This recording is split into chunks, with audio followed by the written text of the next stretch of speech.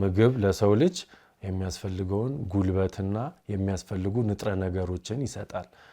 አሁን እኛ አመጋገባችን ንጥረ ነገሮችን ሳይሰጠን ግን ኢነርጂ ወይም ጉልበት በጣም ብዙ ይሰጠናል። ያንን ጉልበት ትርፍ ይሆናል። ሰውነታችን ያንን ትርፍ ጉልበት ማጠራቀም ይጀምራል። ወዴት ቀይሮት? ወደ ቅባትነት ቀይሮት።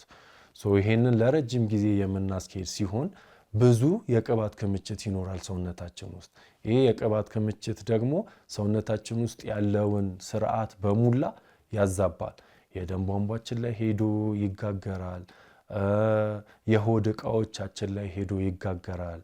ሴሎቻችን ላይ ሄዶ ይጋገራል። እያንዳንዱ ደግሞ ሴሎቻችን ስራቸውን በአግባቡ መስራት ሳይችሉ ሲቀር ነው የአመጋገብም የጤናም ችግር ሰውነታችን ላይ የሚከሰተው። በዋናነት ከልክ በላይ ያለፈ ኢነርጂ መመገብ ነው። ከልክ በላይ ያለፈ ኢነርጂ እንድናስገብ ወደ ሰውነታችን ከሚያደርጉ ነገሮች ደግሞ የተቀነባበሩ ምግቦች በዋናነት ይጠቀሳሉ። ለረጅም ሰዓት ዘይት ውስጥ ተነክረው የሚበስሉ ምግቦች፣ ይሄ ሪፋይንድ በአማርኛ የተቀነባበረ እንበለው የተቀነባበረ የስንዴ ዱቄት፣ ከሱ የሚሰሩ ማንኛውም አይነት ፕሮዳክቶች፣ እነዚህ በቀላሉ ወደ ሰውነታችን ብዙ ኢነርጂ እንድናስገባ የሚያደርጉ ናቸው።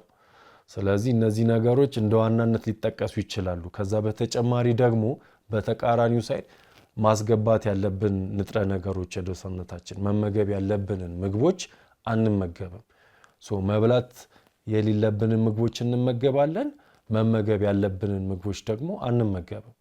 ፍራፍሬ፣ ጥራጥሬ፣ አትክልቶች፣ በቂ ፕሮቲን፣ ጤናማ ቅባቶች፣ እነዚህ ነገሮች አንመገብም። እነዚህ ደግሞ አስፈላጊ ናቸው። የምንመገባቸውስ ምግቦች ምን አይነት ናቸው? ምንም ንጥረ ነገር የሌላቸው ኢነርጂ ብቻ ያላቸው ምግቦችን፣ ለስላሳ መጠጦች፣ ኩኪስ፣ ዳቦ፣ ኬክ፣ ዘይት ውስጥ ለረጅም ሰዓት ተጠብሰው የቆዩ ምግቦችን፣ የበሰሉ ምግቦችን እንመገባለን። ሁለቱን ነገሮች ባላንስ ባለማድረጋችን እነዚህ ተላላፊ ያልሆኑ በሽታዎች ይከሰታሉ።